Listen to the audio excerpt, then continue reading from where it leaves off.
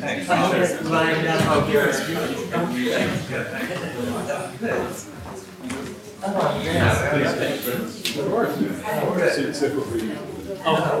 Oh, great. Thank you. Right. Kind of groping around.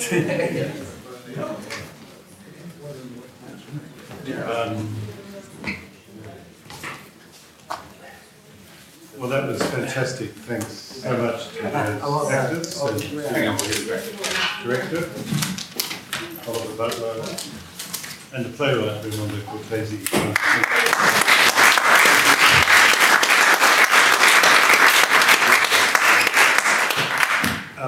My name is Peter Eckersall, and I'm actually I'm faculty of the Graduate Center, Theatre Studies Department with Frank.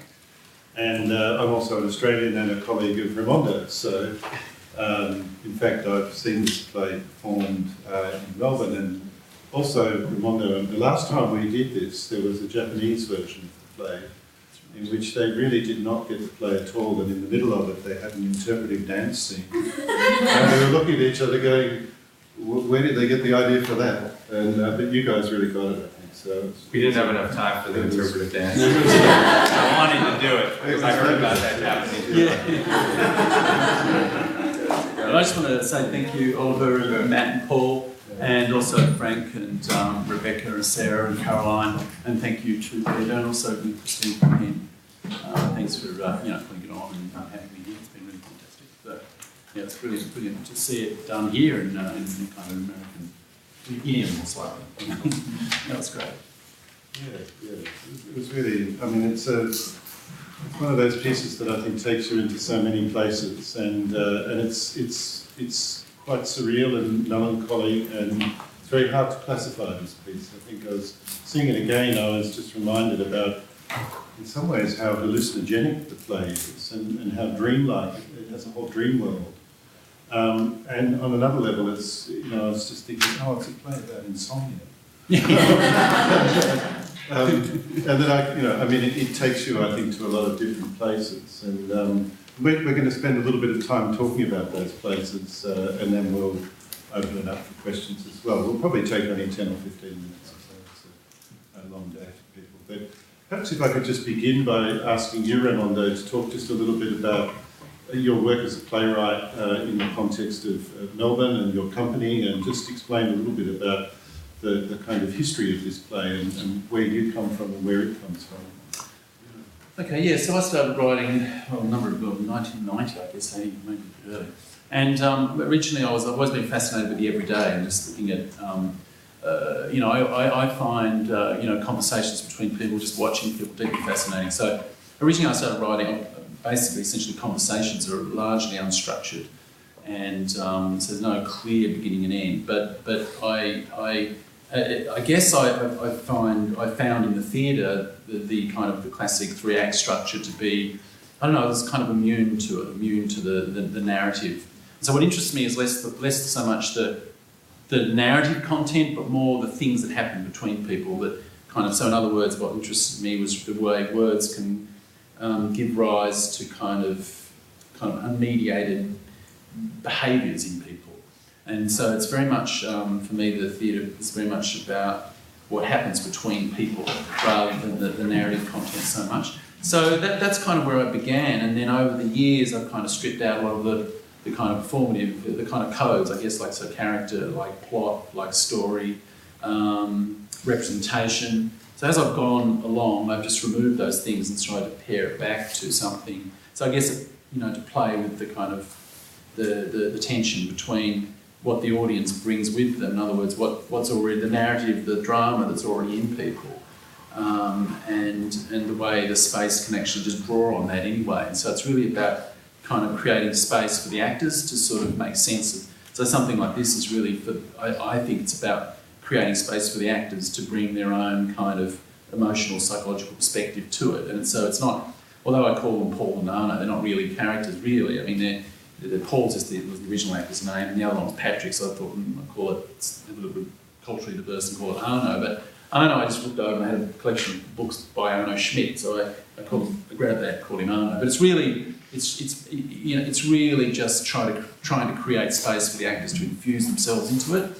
and also for the audience to sort of impose their own narrative of it. So it's trying to give space to those things. And usually when we perform it, when we performed it in Melbourne, certainly, because you're not doing much, it creates a tension. So as soon as the actors just sit there or start talking about the thing in the cereal packet, people start laughing. It's because, and I think it's because that tension is already in the audience. So rather than letting them get lost in a kind of fiction, it's really to put it back on them and say, well, you're responsible for the dramaturgy as much as you know. So that's something that I'm sort of like, I've always been playing with that idea. Oliver, how did you find coming to this play? I mean, there's I just realised a couple of local cultural references, the Tasmanian reference, but also, I think the word pissed has a different meaning in Australian English than American English. So, but aside from that, how did you come to terms with this piece? Well, when the play was sent to me, I read it, and it felt oddly familiar. And then I realized after I had signed on for it that I had actually seen one of the touring versions of it. So I had this experience of reading the play that was sort of dreamlike, where I was like, this feels so familiar. And the images are so vivid in my mind. And then it was because I had experienced it. So that was my first step, and I was like, oh, well, okay, that'll be a lot of fun. How do I...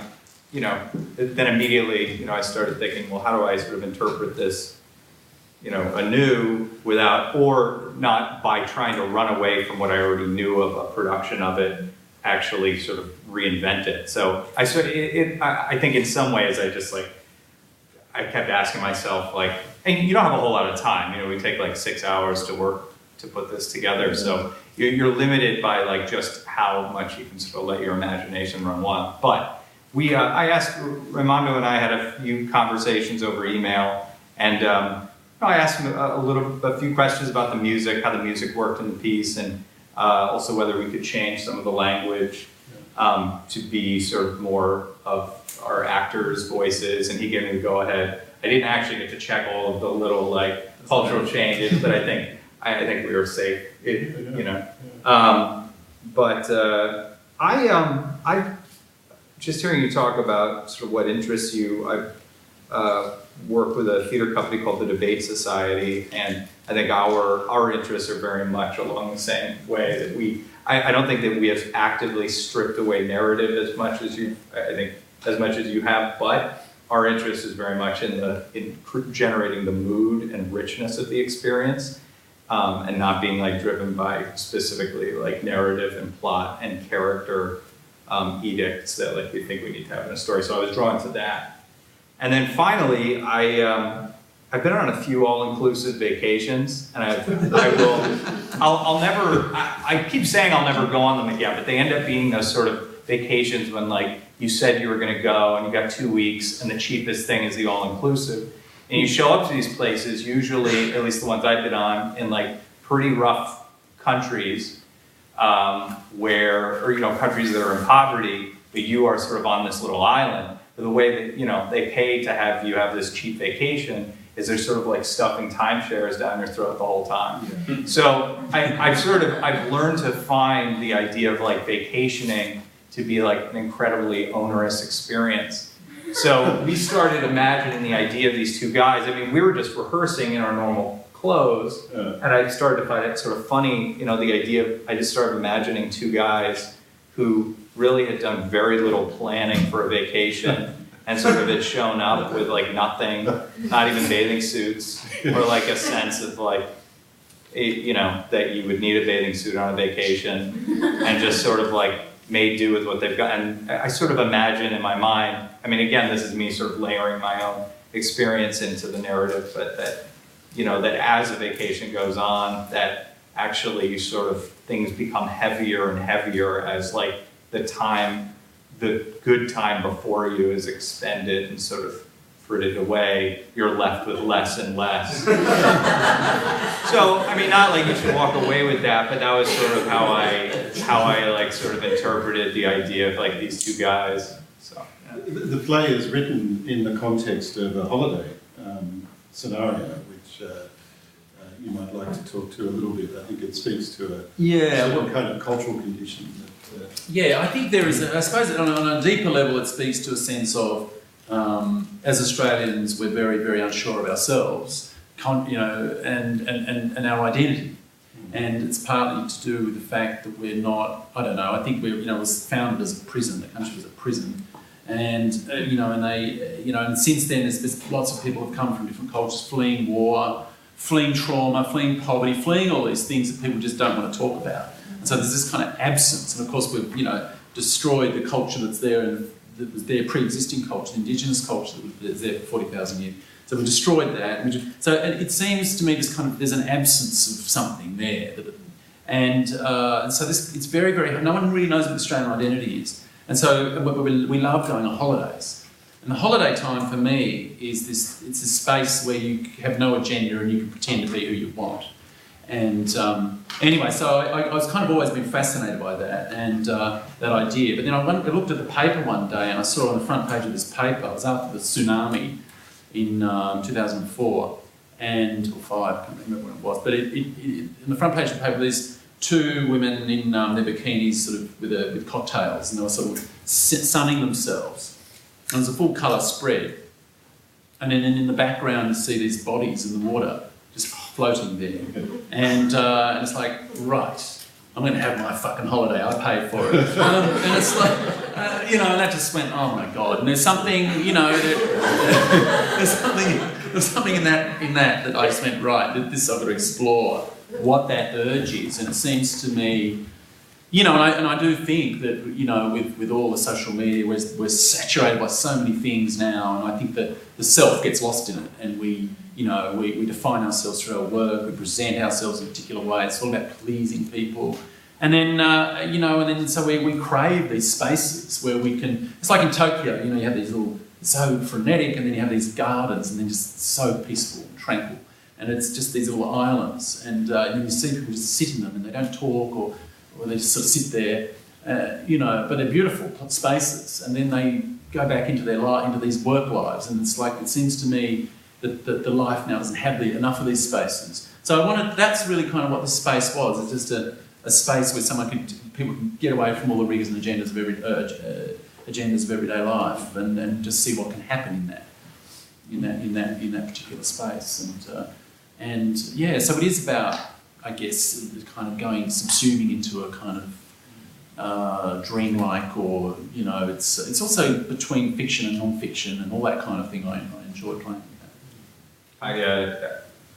Raimondo had sent me a piece of paper that had included, I guess, a director's note or your note on some of the history of that, the people vacationing while the bodies are in the water. So I'm only saying that because I don't want you to think I came up with this completely on my own, but what I started dreaming about when we were working on Sunday was the idea of these 2 guys who basically had showed up at an all-inclusive moments after the water had receded, and none of the people working there are there, none of the staff is there, but they're somehow just because they're just thinking I'm just here to vacation. They never notice, so they go to a restaurant and are sort of confused by no one serving them, and swimming around the pool, and sort of confused why they have to make their own cocktails. And again, you would never get any of that. It's not but I just I imagine the weird ass movie version. Yeah, these 2 guys show up and they're just they just never get it, But and they just talk to keep up. They just talk. Keep it Yeah. Well, a lot of the things in it are true as well. I remember when I was 22 or something, I went out with a girl who did this thing with a coffee. She'd go, 3 in the morning, drink a huge mug of black coffee, smoke a cigarette, and then go to sleep.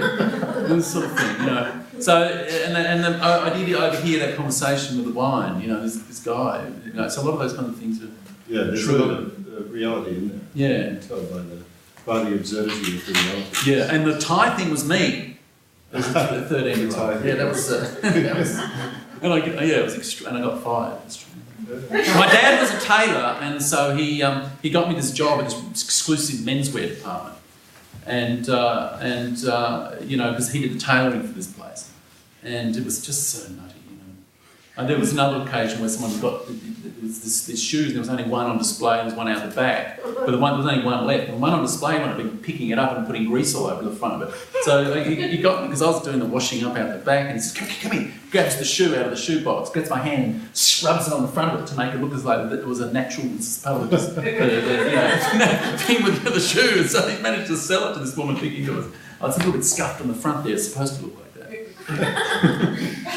Okay, let's open it up to questions. Anybody got any questions or comments? Or, yeah. Clearly, timing is essential in this play. How much is that already written in? How much is that part of the direction? How much do the actors offer? Well, there's no directions in it at all. I mean, there's some that I can remember anyway. It's just silence, and so it's really about finding. In performance, you would find when the urge to speak, when you find that urge to speak. It's slightly different in a reading because you obviously, you don't have time to sort of, engage on that level. But the piece goes for about 90 minutes and it just gets slower and slower and slower. And so, the point where he says you're dreaming, it comes out of at a point where the music's just sitting there and there's the sense that the audience go. So there's so much effort put into the material presence of it because it is about acknowledging the audience. The audience and the actors are in one space, but at that point it just flips into something else. And so it's really up to the actors and the directors to. I mean, I don't ever have directions in my plays. I mean, I really just think the silences are pretty clear, though. I mean, that does sort of feed it out in a way. You get a sense of the structure of it. But other than that, yeah, it's completely open. Yeah. I was wondering, in the play, they mentioned that documentary honesty, when you're 1 or 2, and your real personality pops up accidentally while you're playing a role. And they're obviously aware of the audience, they mentioned that in the play, they're aware of people watching them. And are there any points where they're 1 or 2-year-old pops up, or do you think it's completely holiday mode that they're playing in? And then I was also wondering about the use of the music and how that influences different beats and moments when you were mapping it out when you were first writing it. Well, the songs in the original production were sung by the actors to the audience and sometimes to themselves. Basically, there's this kind of these baroque sort of love songs. There's the sort of subtext to the piece in a way. In other words, this is this kind of expressing this yearning that's not expressed in the dialogue at all. But it also relaxes the audience. And so when you sing these songs, the audience, they suddenly go, okay, it's one of those sort of shows. I can relax and just watch it and not expect things to happen. That's kind of the function of the music. What was the other bit there? And they said a line that caught my attention. Well, there are a lot of great lines in there, but one of them about people now act all the time, or you're acting all the time, and your real personality, maybe when you're 1 or 2, and then occasionally this documentary is done, where your real personality sort of pops out. Yeah, well, we rehearsed for about 10 weeks, and so part of that length of time is to not only challenge the acting habits of the actors, but also their acting habits in real life. Like, what in real life do they do? What are the kind of performative habits they have in real life? So it's really, really to just sort of get 2 people to really think about what their own selves, what the self is, what is that, and why do we feel it necessary to perform? So that question is really fundamental to the piece. Why do we feel it necessary to perform in our lives and on stage? So it's about creating a space where you, in a way, don't perform, but you can't actually ever do that. So it's really just, I suppose that the more you peel it away, the more you find something else there. So it's an impossible kind of ambition in a way, but it's trying to remove anything that kind of gets in the way of these actors either connecting to each other, and also for the audience to actually engage 2 people, not actually trying to impress them. And I think it's very rare that you can actually see that. It's very rare in film, and it's very rare in documentary. You sometimes see that, but I think it's incredibly engaging and warm when you see people being that vulnerable. So that's the kind of aim. But people can do whatever they want with the piece. as well. I don't ever impose anything. And it's like, I remember there was a playwright going, oh, that's not right, you should be able to... I said, well, when you write a book, you don't stand outside a bookshop and beat people over the head and tell them how to read it. I mean, you don't even know whether they read it at all. So it's that sort of, I don't believe in, I don't think my job is to write it, and I like it when people discover something for themselves. And so these guys, and even though I was only, for 7 hours, I mean, that still you discover something unique, and that's the whole point. So I'm always encouraged and always excited when I see people engage in material and they're finding something in there that I didn't see. Time for one more question, I think. And then we'll have to wrap it up. Yes. I'm interested in the cultural differences you discovered. You mentioned earlier that there was some language changes, shifts, or Yeah. what were they, and what struck you as needing to be changed? And a lot of it was pretty, I think, utilitarian things. I mean, I think in the short amount of time, I wasn't trying to sort of translate the meaning of the show, but very simply, like in the first line, my mom sent me a parcel the other day. I feel like, we could have put, and we talked about the idea, I'm sort of into the idea of like slightly askew, potentially stilted, sounding language to our ears, but I think from talking to Raimondo, we sort of felt like you don't want to be put on guard or think that there's some like layer of fiction between you and the world, or that like we needed to like have Australian accents and set it as, I think what we decided, and it was based on conversations, was sort of let the actors be the baseline for the show. So it was those kinds of adjustments. I mean, very, very small things, turning something up full bore versus full blast. It was pretty light. I would say, there are 10 instances that we changed. I didn't even notice them. Yeah, see? Yeah. Well, I think we've reached the end of our time, but I'd like to thank both of you for having